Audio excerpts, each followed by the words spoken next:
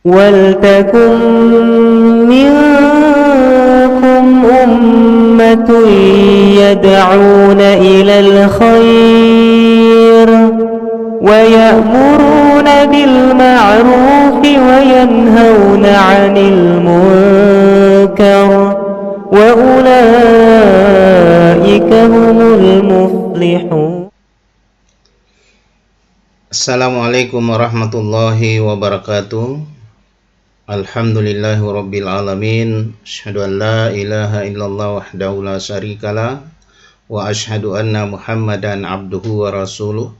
Allahumma shalli ala Muhammadin wa ala alihi wa ashabihi ajma'in, amma ba'd. Ananda sekalian, alhamdulillah kita jumpa kembali melalui channel YouTube ini untuk melanjutkan kuliah kita. Kali ini kita akan membahas tentang studi Al-Quran.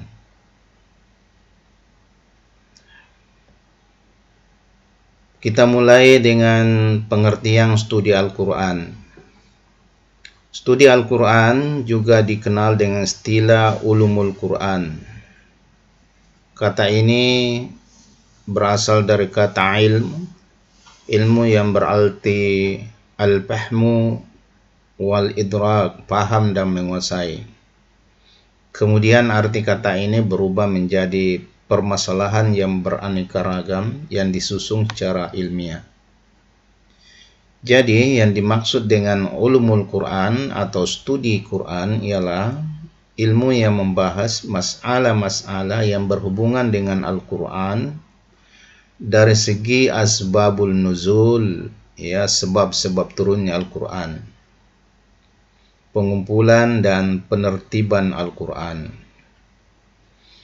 pengetahuan tentang surah-surah Mekah dan Madinah, An-Nasikh wal Mansukh, Al-Muhkam wal Mutasyabi, dan lain sebagainya yang berhubungan dengan Al-Quran. Nah, terkadang ilmu ini juga dinamakan usul tafsir atau dasar-dasar tafsir, karena yang dibahas berkaitan dengan beberapa masalah yang harus diketahui oleh seorang mufassir sebagai sandaran dalam menafsirkan Al-Quran. Selanjutnya, apa objek pembahasan pada ulumul Quran? Objek pembahasan ulumul Quran dibagi menjadi 3 bahagian besar. Yang pertama adalah sejarah dan perkembangan ulumul Quran, yaitu meliputi sejarah rintisan ulumul Quran di masa Rasulullah, sahabat, tabi'in, dan perkembangan selanjutnya lengkap dengan nama-nama ulama dan karangannya di bidang ulumul Quran di setiap zaman dan tempat. Yang kedua, pengetahuan tentang Al-Quran, yaitu meliputi makna Quran, karakteristik Al-Quran, nama-nama Al-Quran, wahyu turunnya Al-Quran, ayat Mekah dan Madinah, asbabul nuzul, dan seterusnya. Selanjutnya yang ketiga adalah metodologi penafsiran Al-Quran. Di antaranya adalah pengertian tafsir, takwil, syarat-syarat mufassir dan adab-adabnya, sejarah dan perkembangan ilmu tafsir, kaidah-kaidah dalam penafsiran Al-Quran, muhkam, mutasabah, am, khos, nasikh wa mansukh, dan sebagainya.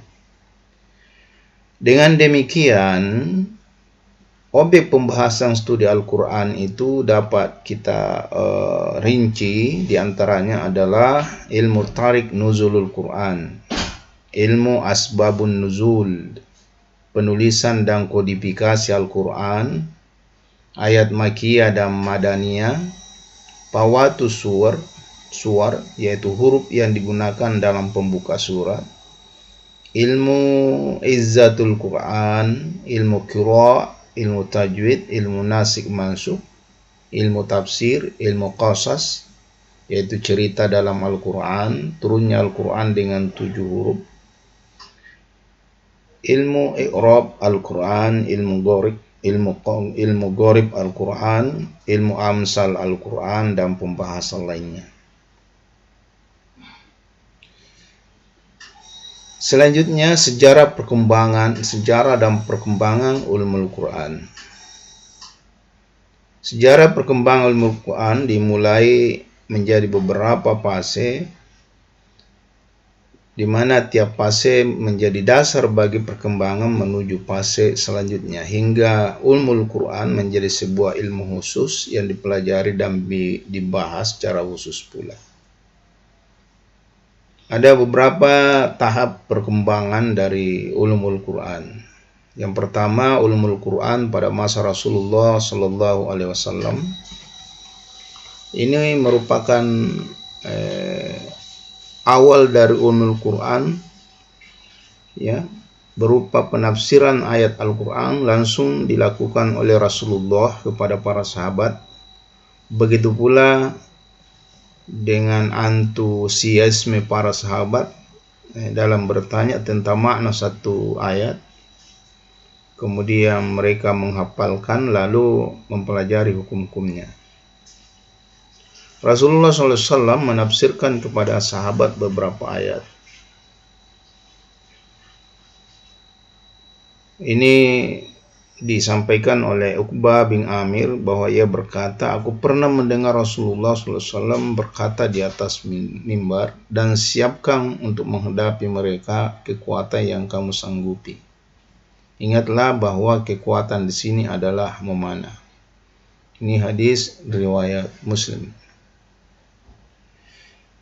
Antusiasme sahabat dalam menghafal dan mempelajari Al-Quran diriwayatkan dari Abdurrahman As-Sulami. Ia mengatakan, mereka yang membacakan Al-Quran kepada kami seperti Utsman bin Affan, Abdullah bin Mas'ud serta yang lain menceritakan bahwa mereka bila belajar dari Nabi seluruh 10 ayat mereka, ya, mereka tidak melanjutkannya sebelum mengamalkan ilmu dan amal yang ada di dalamnya. Mereka berkata, kami mempelajari Quran berikut ilmu dan amalnya sekaligus.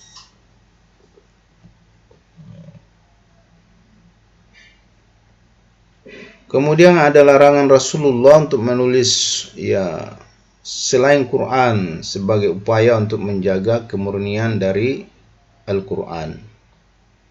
Dari Abu Sa'ad Al-Khudri bahwa Rasulullah SAW berkata, jangan kamu tulis dari aku. Barang siapa menuliskan aku selain Quran, hendaklah dihapus. Dan ceritakan apa yang ada yang berasal dariku, dan itu tiada halangan baginya. Dan barang siapa sengaja berdusta atas namaku, maka ia akan menempati tempatnya di api neraka. Hadis riwayat Muslim. Kemudian selanjutnya ulumul Quran masa khalifah. Pada masa khalifah, tahap perkembangan awal ulumul Quran mulai berkembang pesat, ya, diantaranya dengan kebijakan-kebijakan para khalifah. Seperti Khalifah Abu Bakar dengan kebijakan pengumpulan penulisan Al-Quran yang pertama yang diprakarsai oleh Umar bin Khattab dan dipegang oleh Sa'id bin Sabit. Yang kedua pada kekhalifahan Utsman radhiyallahu anhu dengan kebijakan menyatukan kaum muslim pada satu mushaf. Dan hal ini terlaksana, ya. Mushaf itu disebut mushaf imam. Salinan mushaf ini juga dikirim ke beberapa provinsi, ya. Penulisan mushaf tersebut dinamakan Ar-Rasmul Utsmani, yaitu dinisbahkan kepada Utsman. Dan ini dianggap sebagai permulaan dari ilmu rasmil Quran. Kemudian pada kekhalifahan Ali radhiyallahu anhu dengan beliau membuat kebijakan, yaitu perintah kepada Abu Aswad Ad-Du'ali meletakkan kaidah-kaidah nahwu. Ya, kaidah-kaidah nahwu, cara pengucapan yang tepat dan baku, dan memberikan ketentuan harakat pada Quran. Ini disebut sebagai permulaan ilmu i'rabil Quran. Kemudian ulumul Quran pada masa sahabat, tabi'in dan tabi'in. Ada beberapa peranan sahabat dalam penafsiran Al-Quran dan tokoh-tokohnya. Para sahabat itu senantiasa melanjutkan usaha mereka dalam menyampaikan makna-makna Al-Quran dan penafsiran ayat-ayat yang berbeda di antara mereka, ya, sesuai dengan kemampuan mereka yang berbeda-beda dalam memahami, karena adanya perbedaan lama dan tidaknya mereka hidup bersama Rasulullah. Hal ini tentu diteruskan oleh murid-murid mereka, yaitu para tabi'in, yaitu orang-orang yang mengikuti bersambung dengan para sahabat Nabi. Nah, di antara para mufassir yang termasyhur dari para sahabat ada 4 orang khalifah, yaitu Abu Bakar, Umar, Utsman, dan Ali. Kemudian ada Ibnu Mas'ud, Ibnu Abbas, ada Ubay bin Ka'ab, ada Sa'id bin Sabit, ada Abu Musa al-Ansari, dan yang terakhir adalah Abdullah bin Zubair. Banyak riwayat mengenai tafsir yang diambil dari Abdullah bin Abbas. Begitu pula Abdullah bin Mas'ud dan Ubay bin Ka'ab. Dan apa yang diriwayatkan dari mereka tidak berarti merupakan sudah tafsir Quran yang sempurna, tetapi terbatas hanya pada makna beberapa ayat dengan penafsiran apa yang masih samar dan penjelasan yang masih global. Kemudian peranan tabi'in dalam penafsiran Al-Quran serta tokoh-tokohnya, ya, diantaranya ada murid Ibnu Abbas di Mekah yang terkenal ialah Sa'id bin Jubair, Mujahid, Ikrimah bekas sahaya atau maula Ibnu Abbas, Taus bin Kisan al-Yamani, dan Atta bin Abu Rabah. Kemudian di Madinah, murid Ubay bin Ka'ab, diantaranya Said bin Aslam, Abul Aliyah, dan Muhammad bin Qab al-Qurazi. Kemudian di Irak yang terkenal murid dari Abdullah bin Mas'ud, yaitu Alqamah bin Qais, Masruq al-Aswad bin Yazid, Amir as-Sabbi, Hasan al-Basri, dan Qatadah bin Di'ama as-Sadusi.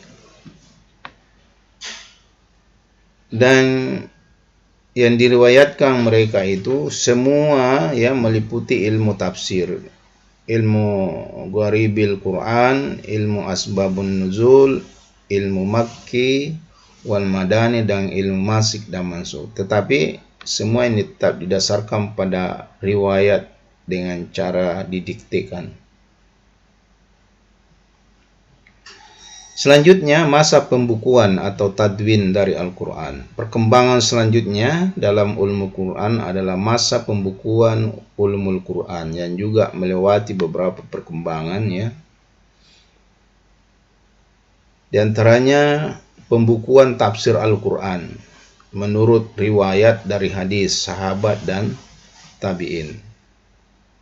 Kemudian pembukuan tafsir berdasarkan susunan ayat. Lalu muncul pembahasan cabang-cabang ulumul Quran, selain tafsir. Di samping ilmu tafsir, ada pula karangan yang berdiri sendiri mengenai pokok-pokok pembahasan tertentu yang berhubungan dengan Quran, dan ini sangat diperlukan oleh seorang mufassir, Di antaranya ulama pada abad ketiga Hijri, ada Ali bin al-Madini, guru Bukhari, menyusun karangannya mengenai asbabun nuzul. Kemudian Abu Ubaid al-Qasim bin Salam itu menulis tentang nasik mansukh dan qiraat. Kemudian Ibnu Qutaibah itu menyusun tentang problematika Quran.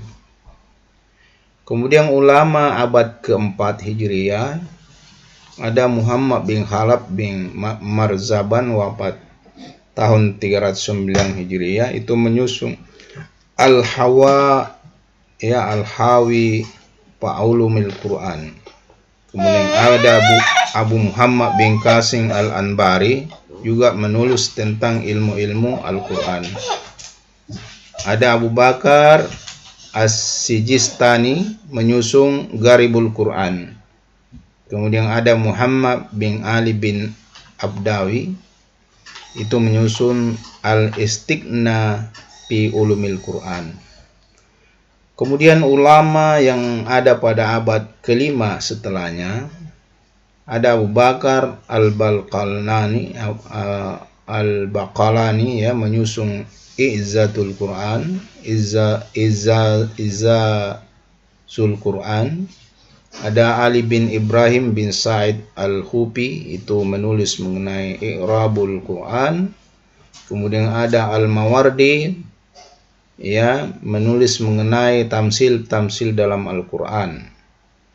Selanjutnya ada Al-Iz bin Abdussalam, menulis tentang majas dalam Al-Quran.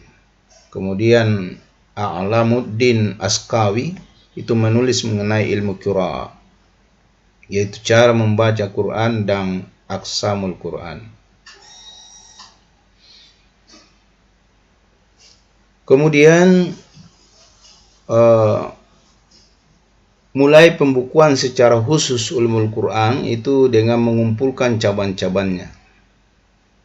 Misalnya Ali bin Ibrahim Sa'id yang dikenal Al-Hufi itu dianggap sebagai orang pertama yang membukukan ulumul Quran atau ilmu-ilmu Al-Quran.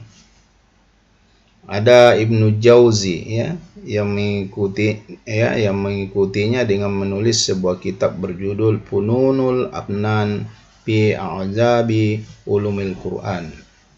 Kemudian ada Badruddin As-Sarqasi, itu menulis sebuah kitab lengkap dengan judul Al-Burhan fi Ulumil Quran. Kemudian ada Jalaluddin Al-Balkini yang wafat tahun 824 Hijriah, itu memberikan beberapa tambahan atas Al-Burhan di dalam kitabnya Mawaqi' Ulum mim Mawaqi' In-Nujum. Kemudian ada Jalaluddin As-Suyuti, juga kemudian menyusun sebuah kitab yang terkenal Al-Itqan fi Ulumil Quran. Kemudian ulumul Quran di masa modern atau kontemporer ya, sebagaimana periode sebelumnya, perkembangan ulumul Quran pada masa kontemporer ini juga berlanjut seputar penulisan sebuah metode atau cabang ilmu Al-Quran secara khusus dan terpisah. Sebagaimana ada pula yang kembali menyusun atau menyatukan cabang-cabang ulumul Quran dalam kitab tersendiri dengan penulisan yang lebih sederhana dan sistematis dari kitab-kitab klasik terdahulu. Kitab-kitab yang terbit membahas khusus tentang cabang-cabang ilmu Quran atau pembahasan khusus tentang metode penafsiran Al-Quran, diantaranya ada kitab I'zazul Quran ya, yang ditulis oleh Mustafa Shadiq Ar-Rafi.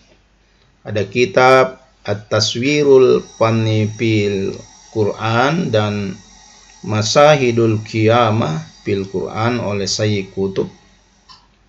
Kemudian Tarjamatul Quran oleh Sayyid Muhammad Mustafa Al-Maraghi, yang salah satu pembahasannya ditulis oleh Muhibbuddin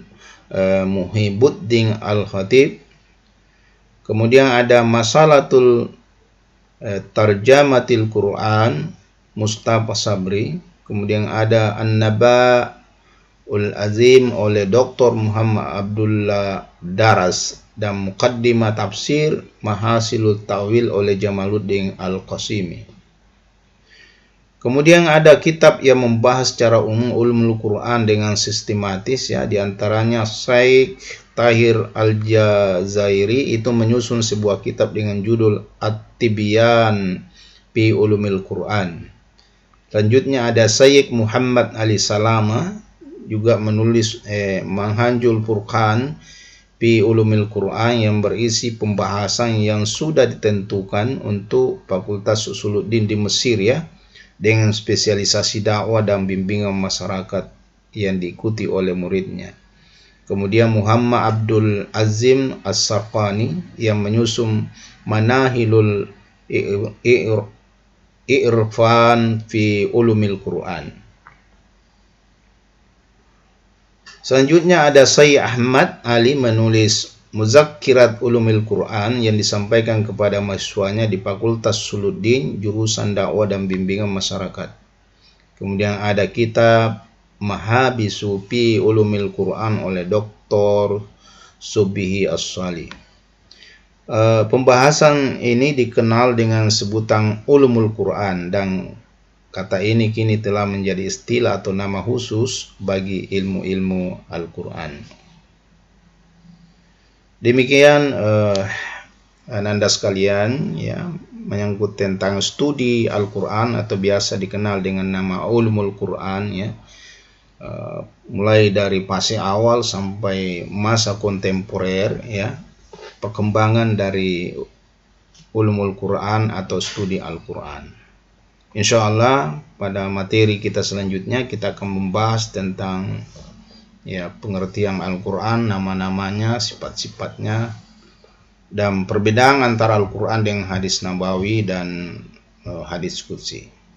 Semoga apa yang saya sampaikan ini bermanfaat. Mohon maaf atas segala kekurangan.